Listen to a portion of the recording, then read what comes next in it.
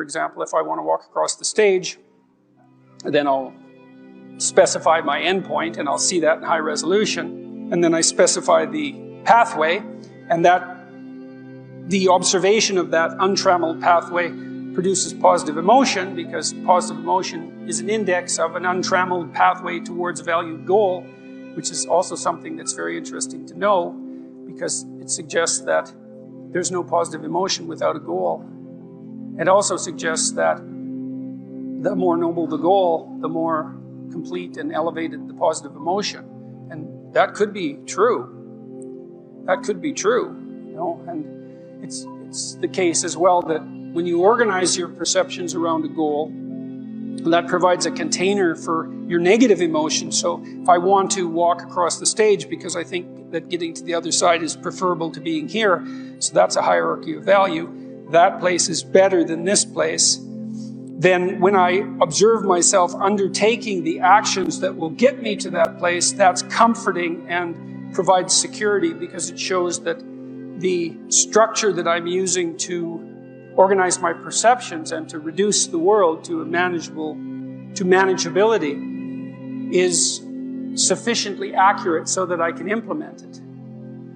And so we seem to inhabit those structures all the time. Whenever we're looking at the world, whenever we're interacting, we specify a goal, so that's an ethical enterprise, and we organize our emotions within the specification of that goal, and then we produce hierarchies of goals. So, you sit down in front of your computer so you can write a paper, and you write a paper so that you can finish an essay, and you finish an essay so that you can get a grade in a class, and get a grade in a class so that you can graduate with a degree, and you do that so that you can get a job, and you do that so that you can be, a good husband, a good wife, a good citizen, and you do that so you can be a good person. There's a hierarchy of ethic that permeates the entire enterprise, right from the microcosm up to the macrocosm, and I think that's something like the whole landscape of religious value, with the outermost container, so be a good person, let's say, that's the ultimate aim of the religious enterprise. That's something like the imitation of Christ in the most fundamental sense, and all the things that you do within that are a reflection of that, or you're confused and chaotic. And if everyone's doing that at the same time, then you have a society that's integrated and aiming up and capable of telling the truth. If you're orderly, you follow a schedule. How many of you follow a schedule? Okay. And how many of you don't? Okay, so one thing I would recommend is that you do. And I'll tell you why. Intelligence is a very good predictor of academic performance. And there's not a lot you can do about your intelligence. I mean, you can squander it, but it's very difficult to improve it. Conscientiousness, well, it's a trait too, so it's hard to work on, but we know that conscientious people get better grades. And it's reliable, and it's a powerful effect. And so, if your time use is organized, then the probability that you're going to be successful is very high. So, one of the things you might think about is make friends with a calendar, like Google Calendar or something like that. And I can tell you some tricks about that, because really it is important. And I'm not kidding around about this. If you're low in conscientiousness, it's really going to trip you up as you walk through life. There's not very many advantages to it that I've been able to see. And I'm not assuming that just because you don't follow a schedule, you're low in conscientiousness, but it is one of the items that mark it. The only advantage I've seen so far to being unconscientious is that if you become unemployed, it doesn't bother you as much. And I mean, that actually turns out to matter in some situations. So if a big company has to shed 50% of its employees, it's the conscientious people are going to suffer themselves to death for it. And the unconscientious people, they're not going to care anyways, because they weren't working anyway. So it doesn't matter if they have a job or not. So here's one way of thinking about making use of a schedule. Often people are afraid of schedules because they think of them as a trap. You make a schedule and it's like this little prison that you have to live inside, and all you're doing in your schedule is putting down things you have to do or should do, and so there's not a lot of fun in that. And so not only is it a trap or a prison, but it's kind of an unpleasant one. But a way to work with a schedule in a lot more sophisticated way is to think, well, I'm going to plan the next week, say, because you plan it day by day, but we'll take the week as the unit level of analysis and think, well, I'd like to plan a week I'd like to have. And then your schedule all of a sudden becomes a tool for increasing the quality of your life. And that's a whole different issue. You know, because you might think, what's the emotion that you suffer, assuming you suffer one of these emotions? If you have an essay that's due and you're not doing it, like, would you regard that as a pleasant emotion or unpleasant emotion? Okay, so do you think you can characterize the unpleasantness? Like, what kind of emotion is it? It's guilt, okay. Anything else? Frustration? Yeah, so you're sort of frustrated with yourself. Yeah, you need a slap, right? You think, I need a slap. So, okay, so guilt, anything else? Anxiety? Restlessness? So that's kind of an agitation. Yeah, it's because your body knows you should be doing something, but you're not pointing it in the right direction, so it's shame? Is that reasonable? So, okay, so the reason I was asking you about that is because, most of the negative emotions are associated with neuroticism, but some of them seem to be associated with conscientiousness. And the conscientious negative emotions seem to be guilt and shame, fundamentally. And so recent research, and really recent, I only got this paper like a week ago, I think it's about 4 months old, seem to indicate that conscientious people feel less guilt, but they're more guilt prone. So if they don't do something, that makes them guilty, but they organize their time so they are doing the things they're supposed to do, so then they don't feel guilty. So anyways, back to the schedule. So, all right, you think about your week and you think about your day, and you think, well, how would you improve the quality of a given day or a given week? Well, one of the ways of improving it is to not put yourself into the situation where there are things hanging over your head that you have to feel guilty and ashamed about, because that's a very unpleasant way of being. And, if you have an essay that's due in a week and you're procrastinating, then the fact that you have to do that essay can ruin the whole week. And even when you're doing something that's positive, hypothetically, it's kind of that horrible kind of positive that you experience when you know that you should be doing something else. And so that's when you end up watching YouTube videos about like dancing cats or something like that. And it's at best, it's a guilty pleasure. It's not a pleasure at all. You think, like, what the hell am I doing watching videos of dancing cats, But then you know that you're procrastinating, and that's low quality, very low quality existence. So if you use your schedule, you can think, okay, well, here's some times that I'm going to do this work. And then you can also sort of ask yourself about that when you're designing your schedule. Because you don't want to design a schedule like you're Adolf Hitler telling yourself what to do, because you're not going to comply with it then. What you have to do if you're going to design a schedule is you have to ask yourself, all right, I'm going to set aside some time to study over the next week or to do this essay or whatever it is. How much time would I actually spend studying? An hour or two a day might be a worthwhile thing to schedule in, and I would say don't schedule in more than that to begin with, because then you'll fail and then you'll stop using the schedule.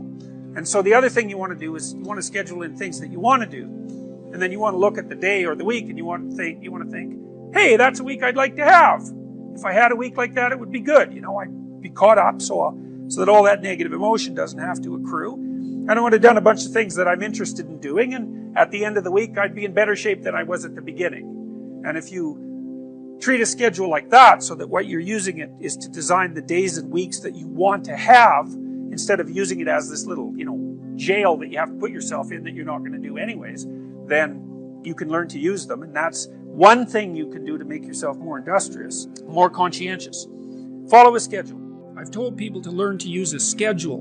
And people often hate schedules because they act as their own tyrants, right? They say, well, you have to do this unpleasant thing, and then here's another unpleasant thing you have to do, and then you have to do this unpleasant thing. And you do that for about 3 days, and you think, to hell with this, I'm not doing that, and you fall off the wagon. That isn't what you're supposed to do with a schedule. You're supposed to use it to design the days that you would like to have if you were taking care of yourself. And so some of that is, you wake up in the morning and you think, here's 5 things I have to do that if I don't do, my life will be worse.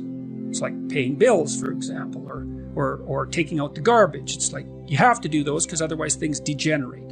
So you got to put some of those in the schedule, because otherwise tomorrow is worse than today, and that's a bad trajectory. But you also want to build in things, you've got to act in some sense like you're dealing with a relatively recalcitrant 9-year-old. It's like, well, here's some things you have to do, but here's some things that if you do, you could reward yourself with. And if you get the balance there between obligation and reward right, then you'll find that you're motivated to do the things. And that's what you want to do. You want to do that so it's sustainable across days and weeks and months. And so you got to treat yourself like a good boss would treat a valued employee, and not like a tyrant would treat a slave, because the slave will rebel. And people say, well, I don't follow through on my plans. It's like, well, they're probably not very well formulated, and maybe you're doing them because of an external moral obligation or something. They're not really your plans, right? And B, you're acting like a tyrant and a slave, and that's a bad relationship to have with yourself.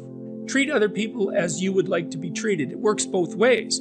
You also treat yourself like you treat other people properly. So that's a necessary thing, and often people don't do that. But the scheduling is really important.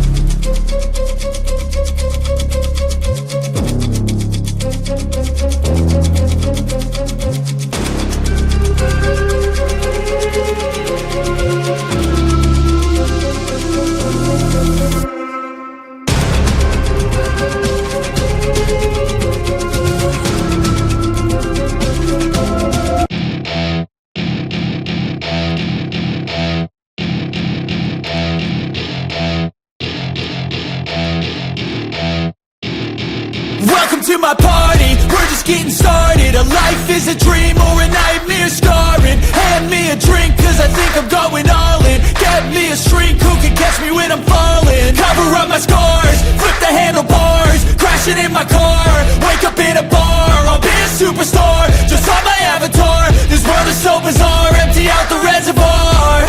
Yeah, I'm taking 6 shots, yeah, straight to the face. And I wanna get lost, I'm sick of this place. Don't know how to stop when I'm feeling this way. So I'm taking 6 shots till I'm feeling okay.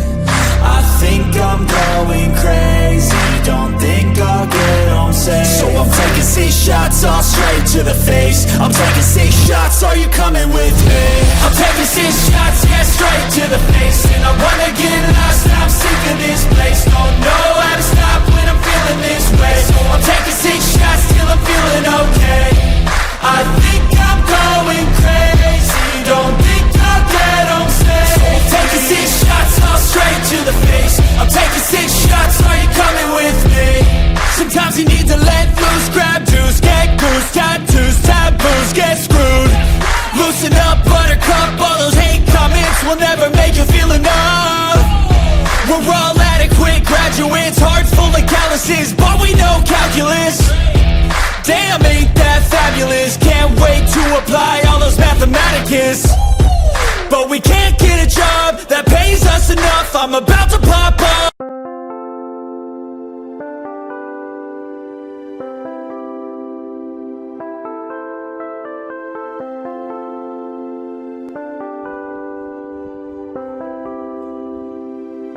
Chẳng được quên khi cơn mưa đêm lại về. Em đã quên lời thề và ta như đông chìm sâu. Không còn mơ em anh nhận màu. Anh chỉ cần mơ đâu em ai. Chỉ còn là những cơn mưa vô giá. Cho bên mơ em không mơ ai. Anh vẫn đang mơ. Chỉ cần bên em không được cần nhớ. Và chỉ có em không còn nhớ. Và người ta bên nhau như ngã thơ. Muốn nhớ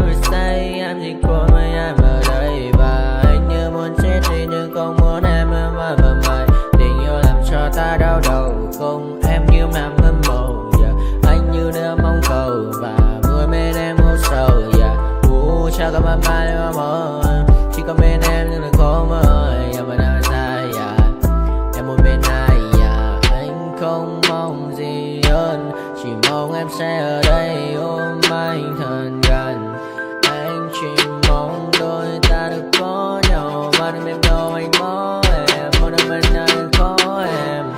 Ta sẽ trao nhau môi hôn thật sâu, ôm anh cứ nữa mà ngâu. Và em chỉ nằm đâu, anh không muốn em ở đâu đâu. Một cơn tháng tư anh không mơ cầu, mà không đôi anh mà bên giờ. Anh chỉ là my friend em quên đi bao lời hứa, quên đi cả những ngày xưa anh như là một đứa em không một chưa mà đừng ở đêm ở đêm.